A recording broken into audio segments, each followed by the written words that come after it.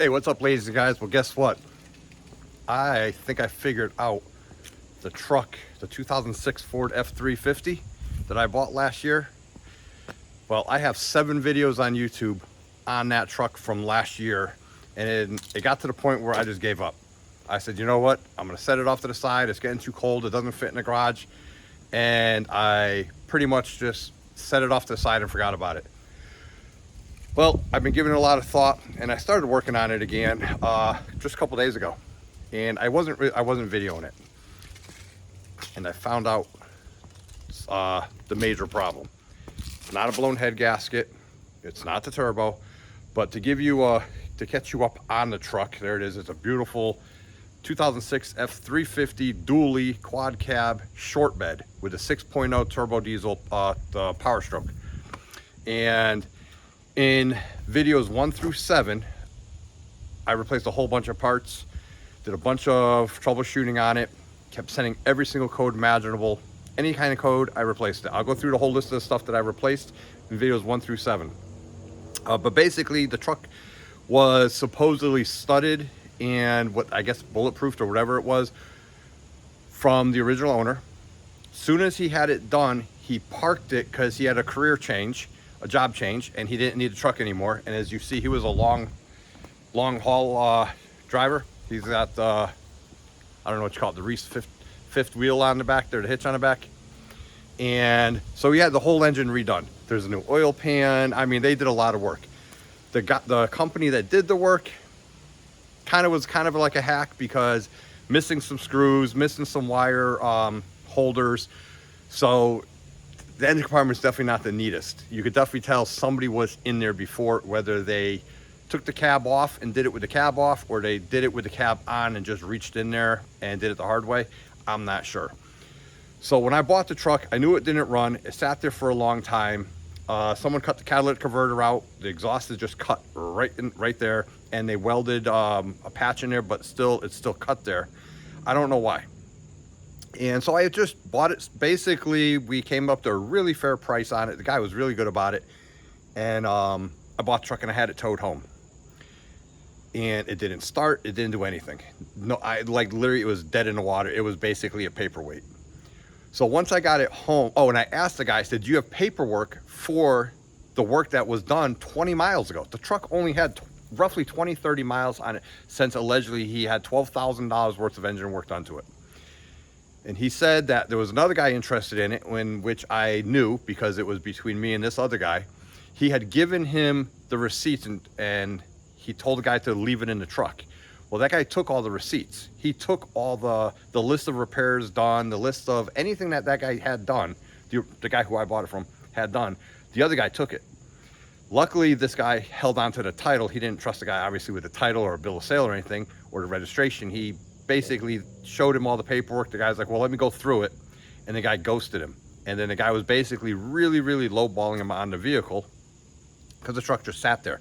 And it had 2 dead batteries, so you couldn't even start it. But the guy who I dealt with, the owner of the truck, did say that this guy was crawling underneath the truck, all in the engine compartment, all that kind of stuff.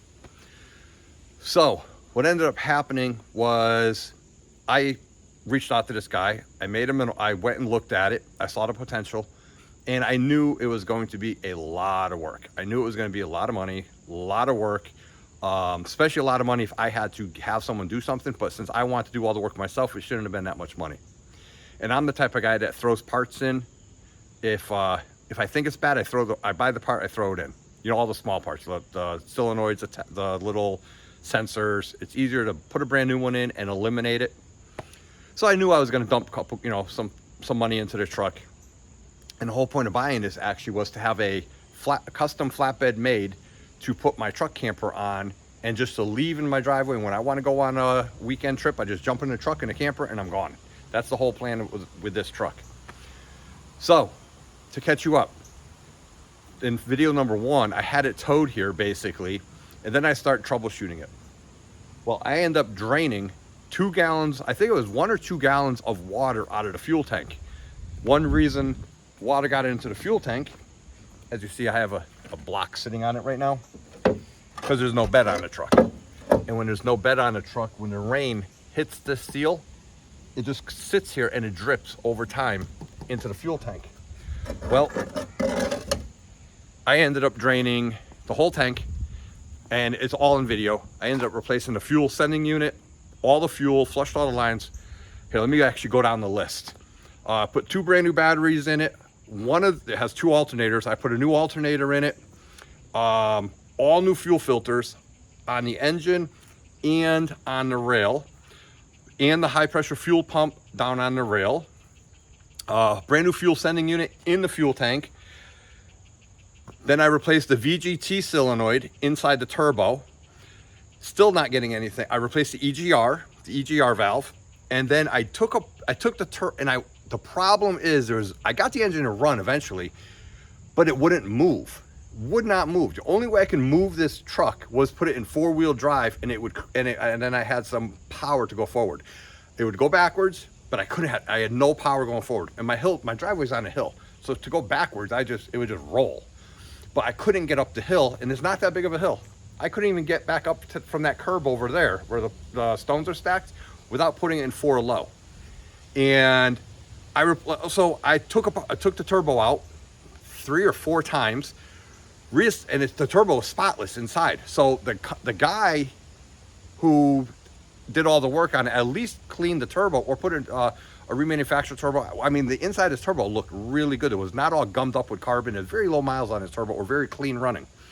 But I did that a whole bunch of times because it has variable vanes in it, and I ended up taking it all apart again. There's video. All these are on video, and still I had no power.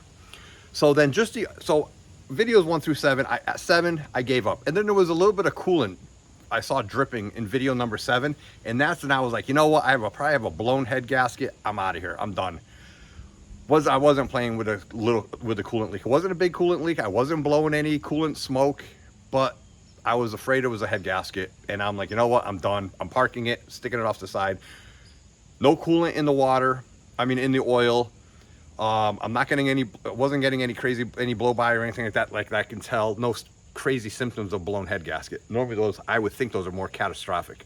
But anyways, so this week I started working on it. And if you follow my channel, you know I have not been doing videos for a while because I had still getting over it, but a little medical pause. So I took 2 months off from doing videos. Well, it's been 2 months now. And so the other day I ended up I put the computer on it, and it was saying my MAF sensor, mass airflow sensor, was bad or tripping a code. So I bought a new one, put it in. Then it's saying the MAP sensor, the MAP. What is that?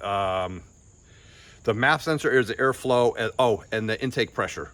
The MAP, mass airflow pressure. I don't know. So I replaced the MAP sensor. I replaced the MAF sensor. Still no change. Engine starts, no problem. I got this engine idling. Engine sounds really good besides the squeaky belt sitting right here. When I start it up, it sounds no problem. But I'm not getting any boost on the gauge, which I don't think I'm supposed to have boost at idle. I'm not sure.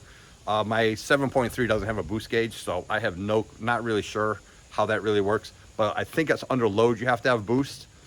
So I'm like, all right, well, I must not be getting boost. It is literally 0 power on this thing. And the RPMs weren't going when it's in gear. It was just struggling to get moving. So I'm like, all right, well, it's not like a blown transmission. And in neutral, this thing purrs like a kitten. In park, it purrs like a kitten. So then I did a little bit more YouTube research, and they said to do how to test an EGR cooler. How to judge, because I already called the shop to see about having the head gaskets replaced. Well, I got a quote of about $6,000 to $7,000, because basically you have to, because I looked at it, I can't do it. There's no way I can do it, a head gasket on this truck. So I'm thinking worst case scenario, I'm gonna send the truck out, and they literally have to take the whole cab off the truck. So there's the engine and transmission still sitting on the frame, and then the cab is suspended up in the air, and then they work underneath it like that. That's beyond my capabilities. A, I don't have a lift. B, it doesn't fit in the garage. C, I'm too old for that. And that would be all experimental, and then I'll never get the truck back together is my fear. So I was gonna pay someone.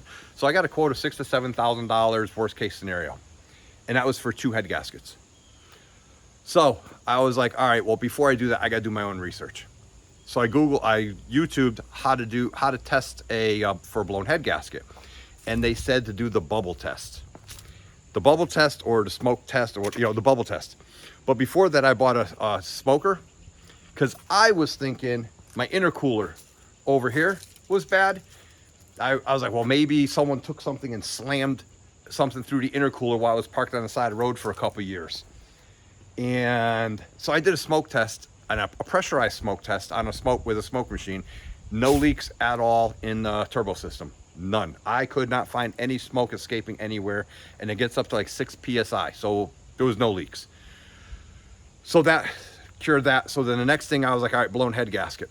So I looked up how to do a test at home for a blown head gasket, and the test is called the bubble test. Google it. I'm not gonna do it again.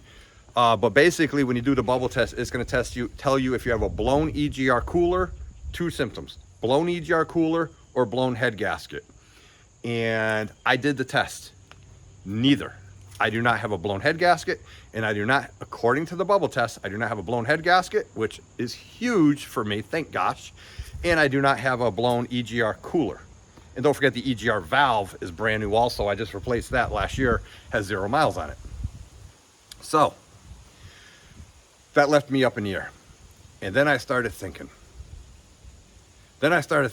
this feels like, if you ever driven a standard car, not an automatic, if you ever driven a standard car, and you, instead of first gear, you put it in third gear and you try to start off in third gear, and that's when your engine stalls. Your engine is like, ugh, and it stalls because it doesn't have the torque, the low end torque it needs to get going. So I'm like, what if the transmission is stuck in third gear?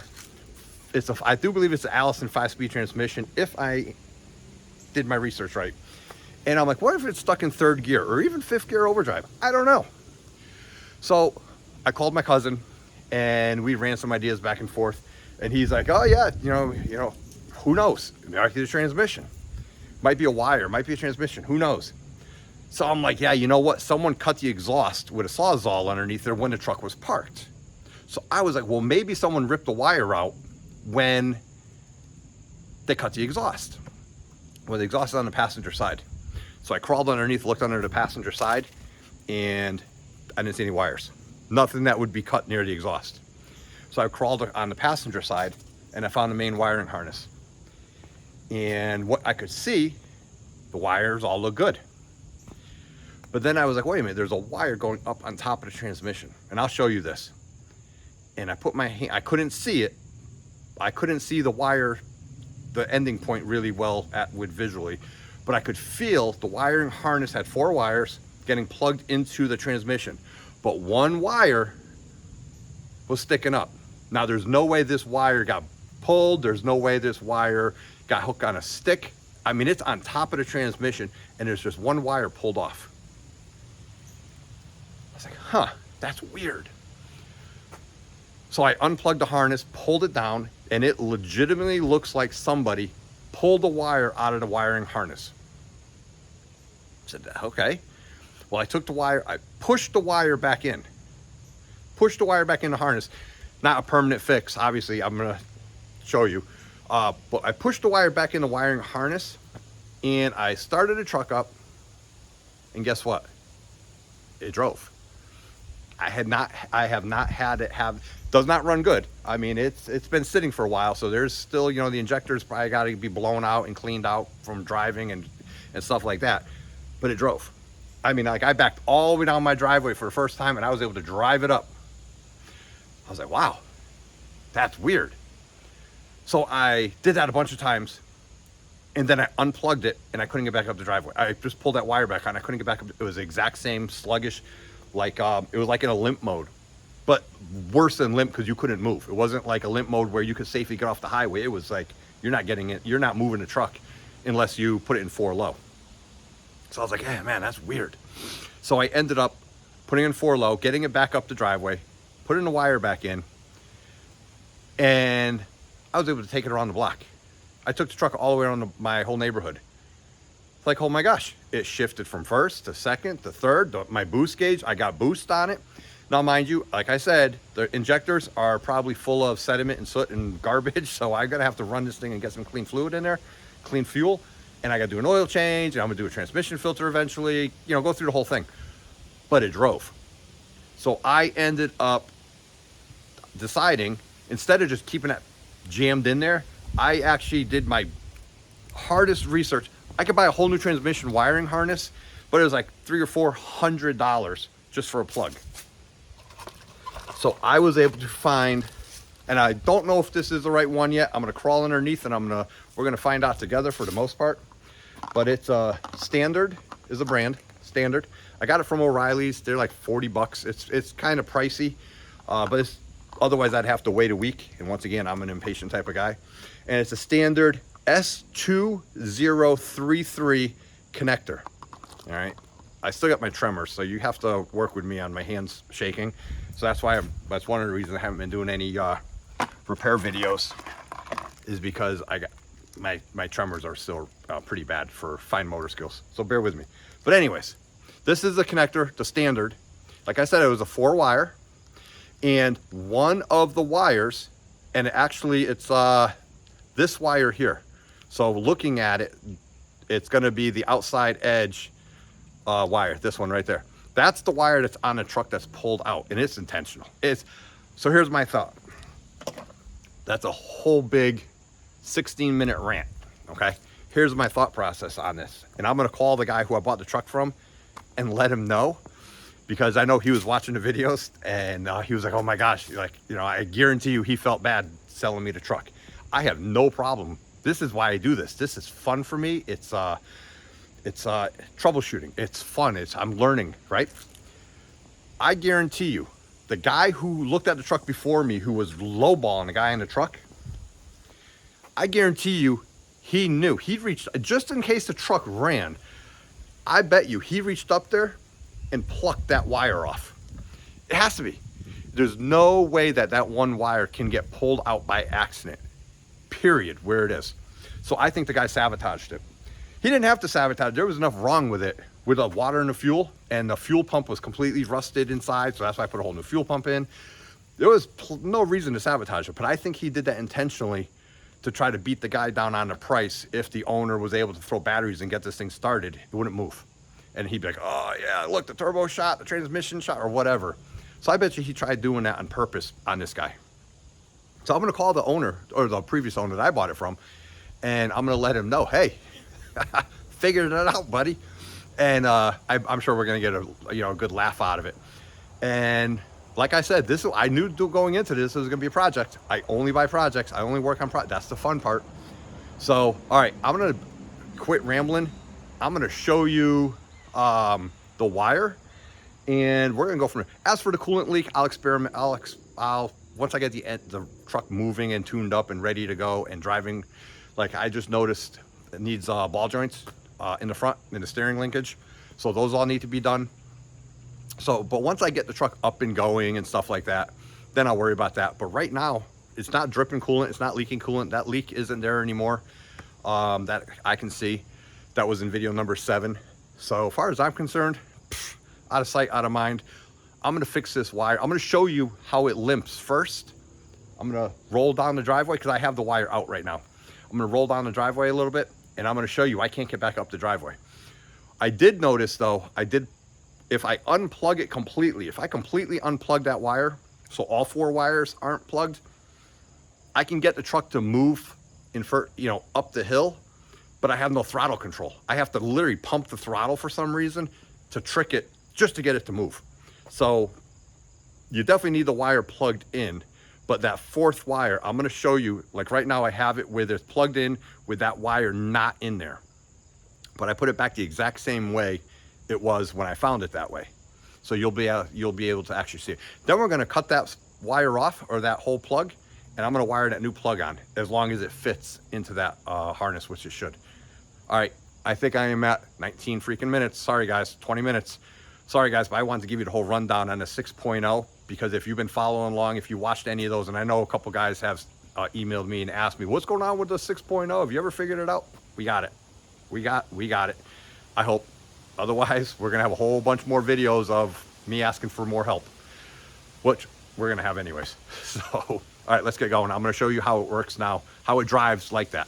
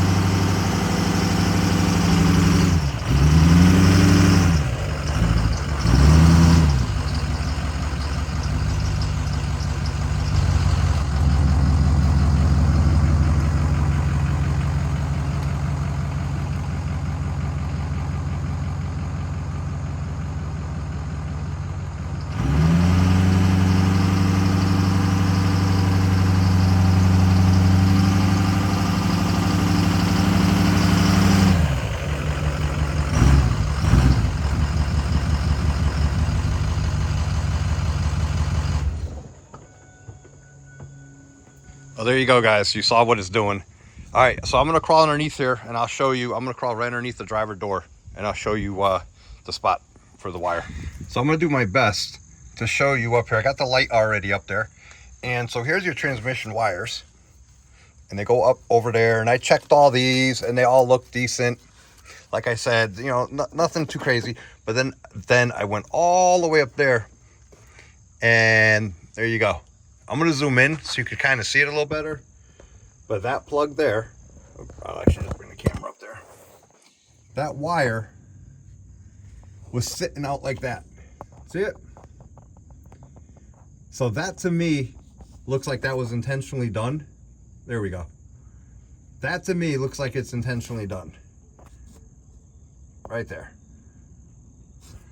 So I have the new plug right here. And what I'm going to do is I'm going to unplug that one up there. I'm going to make sure my new one plugs into that. And it looks the exact same, but just to make sure.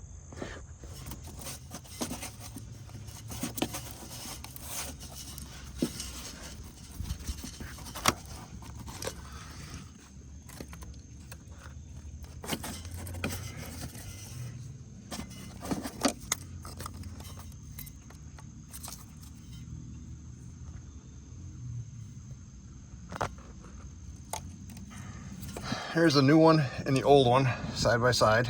This is a new one. Here's the old one. They look the exact same. Pretty close to the same. So we're gonna try it, and it's the buttons on the bottom. So let's see. It's kind of hard to do this and hold the camera. So you're pretty much not gonna see it. All right, let me plug it in. I can't do it with the camera. So it plugs in perfectly right there. And here's the old one. So all I'm gonna do is take a note of the orientation. This is the bottom. This is a wire that I think is intentionally pulled out. And we're gonna strip some of this wire back and we're gonna splice a new one in. And I'll zip tie it all up out of the way because there's gonna be a lot of extra wire.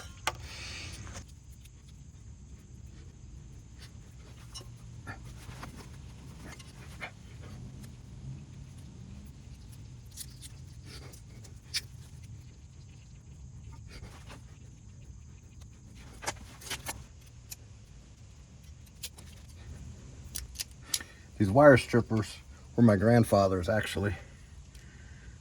That's how old they are. He was an electrician.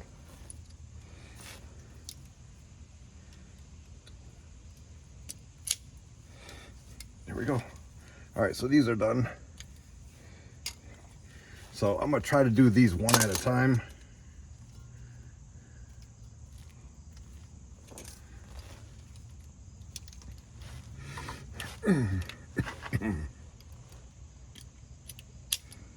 piece of work on it.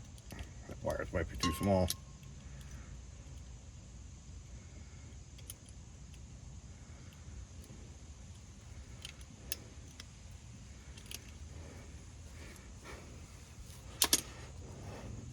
And I do believe these are for heat shrink also. These are heat shrinked. All right, so that one is this one.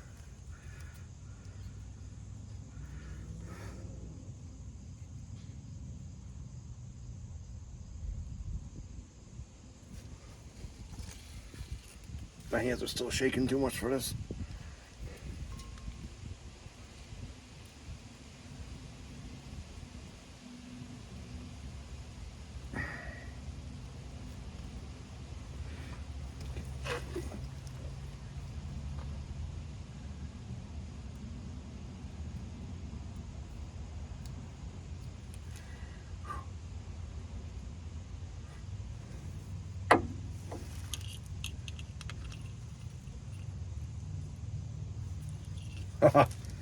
It is going to be difficult.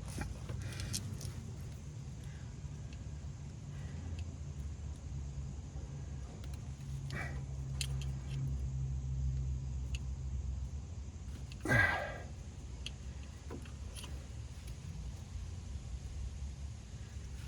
right. Let's see, is this heat shrinkable? If not, I got electrical tape. Yep.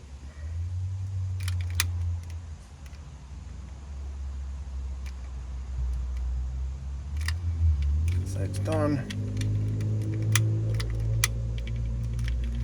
Holy cow, this is difficult. Sorry guys, but I'm shaking a lot. As you can see, this is one reason I had to stop doing videos.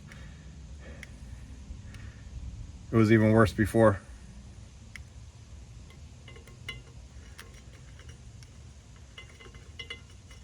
Come on.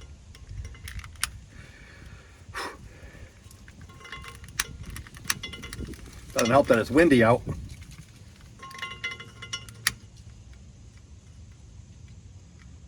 There we go. All right, that's one. So that one is that one.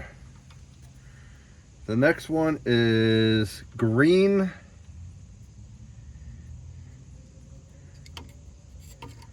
Oh, let's cut that one out.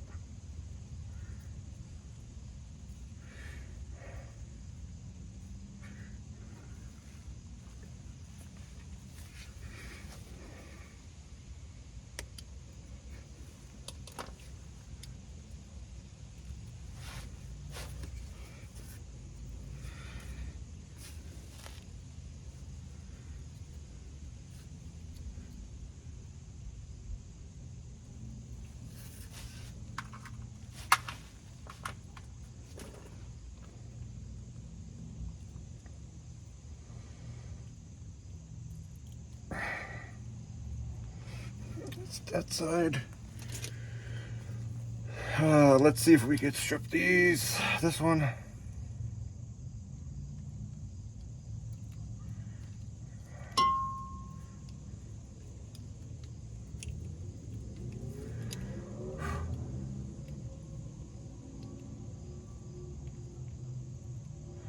Sure does make it harder.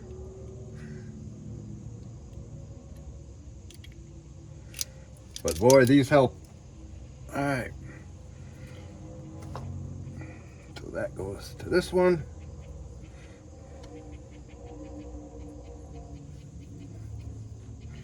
That's not gonna work. I gotta put these in here first. Rest my hands on the cross member.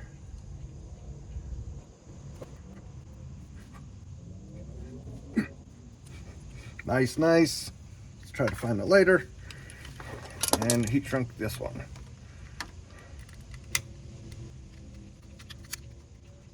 That one. That's two. And I'm not even sure if this is the main problem, but this, for some reason, seemed to have fixed it when I found that wire and I jammed it in there. I seem to have had was the ability to drive the truck and power. So I think it was putting the, I'm hoping it was making the truck go into limp mode or just telling it to start off in a wrong gear. Is my thought process on this. Won't know. Won't know until we get it all done. All right, so the third wire going this way. It's gonna be the black wire.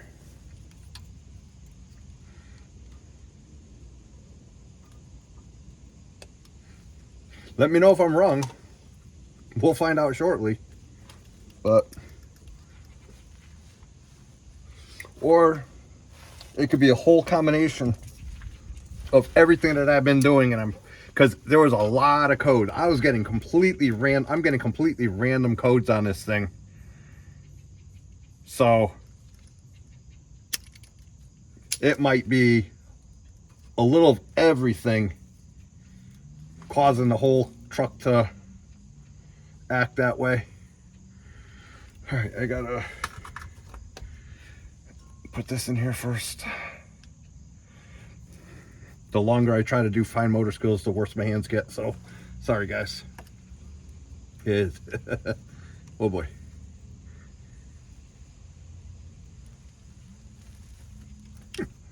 I'm not a doctor, so I can't fix me.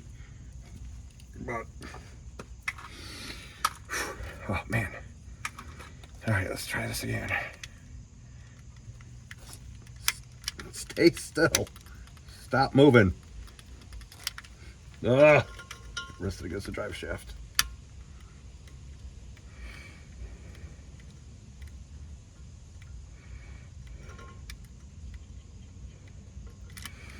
All right, that's that side.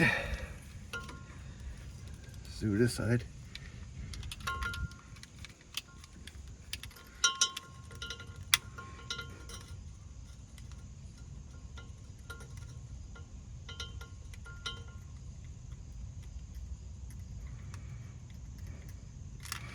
All right, that's 3 wires down. And the 4th wire is right here. Let's put the ending on that.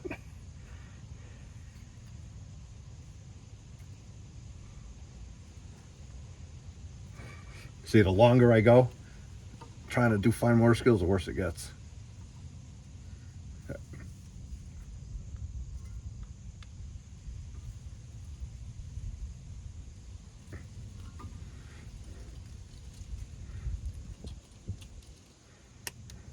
Here we go.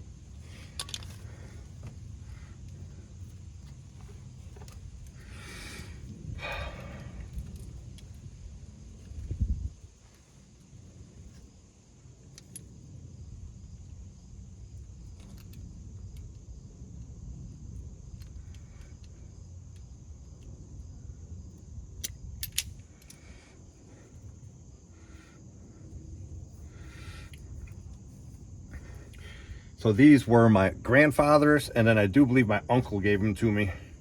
His son, my uncle. So they are old and they are reliable. Oh, I can't do that. Where's and what's funny is my son found them in one of my old toolboxes, and those are the only ones he uses now.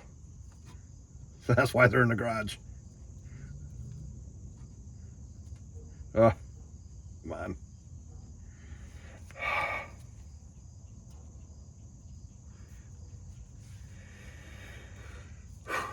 All right, let's try it. Ready?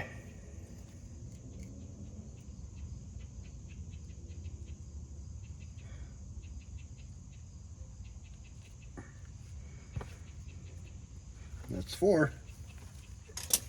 Done with the crimpers. Now I need the lighter.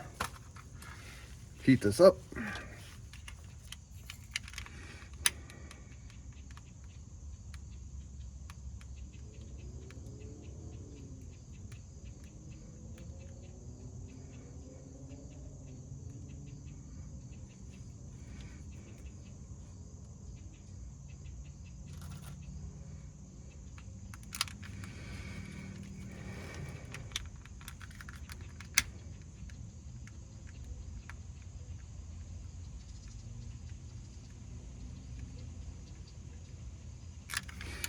There we go.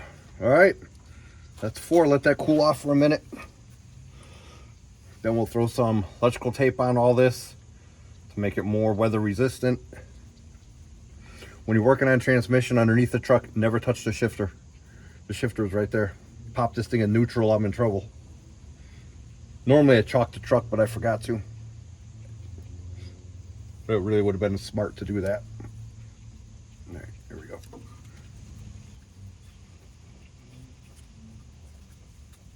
What are the chances that this fixes the truck? I know there's a number 6 cylinder has a misfire every so often. So I think there's some garbage in the injectors that are gonna have to pretty much burn out. I hope. Yeah, that's right near the shifter, so I don't want any loose wires hanging around there.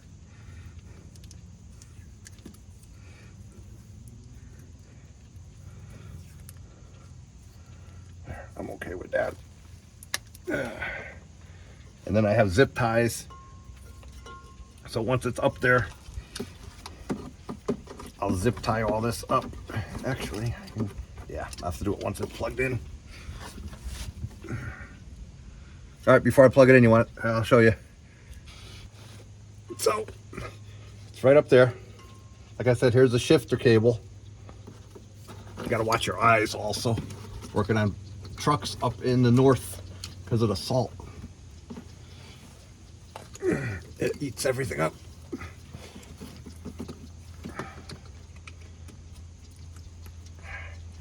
All right, it's plugged in, nice. Now I gotta wrap it all up.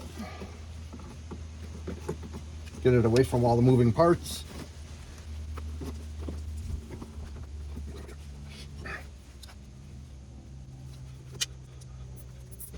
Okay, I zip tied it to itself way back here.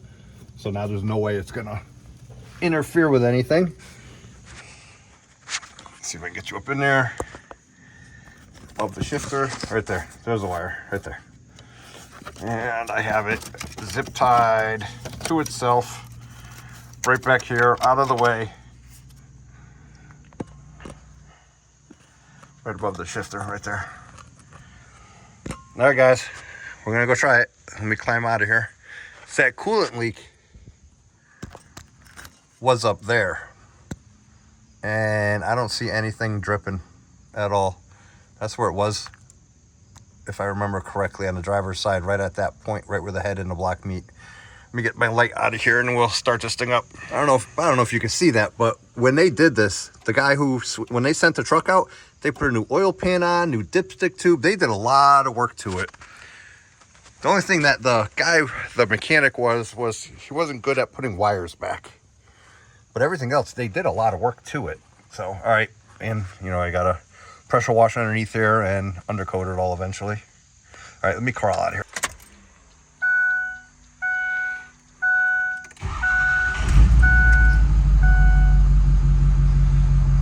All right, here we go.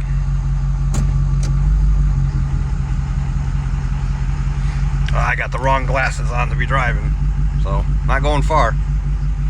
Going back down the driveway. See, you could definitely hear, I think 6, it's probably going to trip a code for cylinder 6. But look, wasn't able to do that before. Let's go all the way down the bottom of the driveway. I'll back down. There's no way I was able to get up this driveway before. I should definitely not be driving without glasses. But we're not going down the road. Let's hope our brakes don't fail. So there was no way I could get up this driveway before at all without putting it in 4 low. So we're gonna try it. And if anybody knows how to get rid of that seatbelt thing, let me know. Because I keep pushing the button, but the newer trucks don't allow you to do it. All right, I'm in drive. Let's see if we can get up the driveway. Perfect.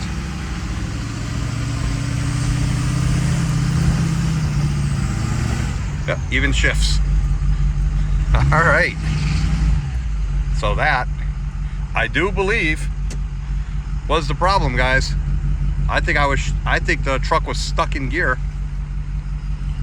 that it didn't like starting off in. So now I definitely have to do the brakes. I'll show you something that I noticed with the front brakes. So I'm gonna do the front brakes tomorrow on this.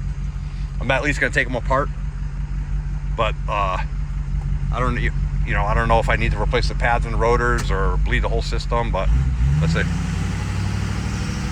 Yep, no problem.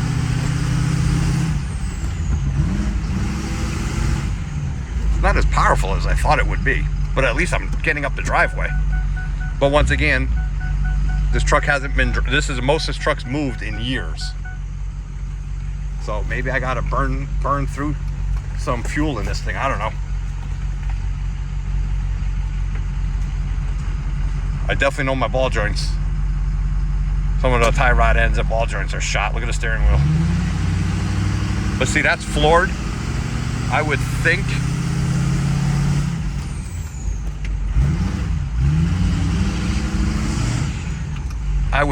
I would have a little bit more low end torque than that.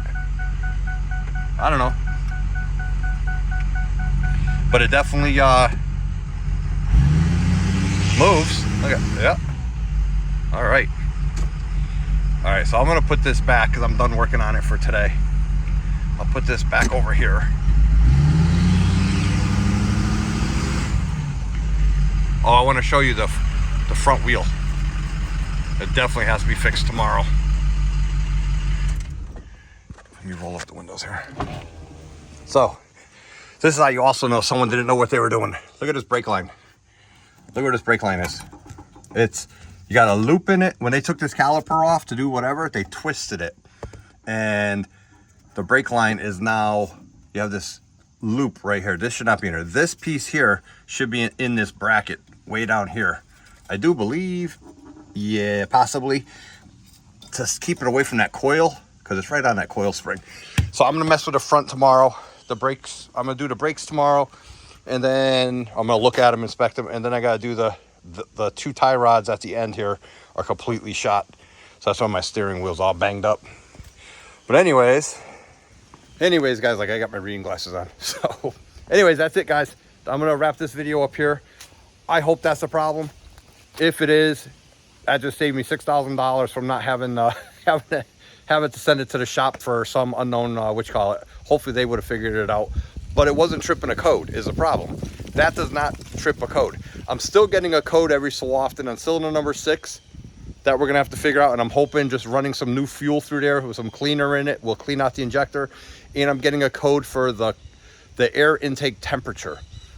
Now, like I said, I replaced the MAF and the MAP, and the MAF is in the air intake side. That's on the air filter.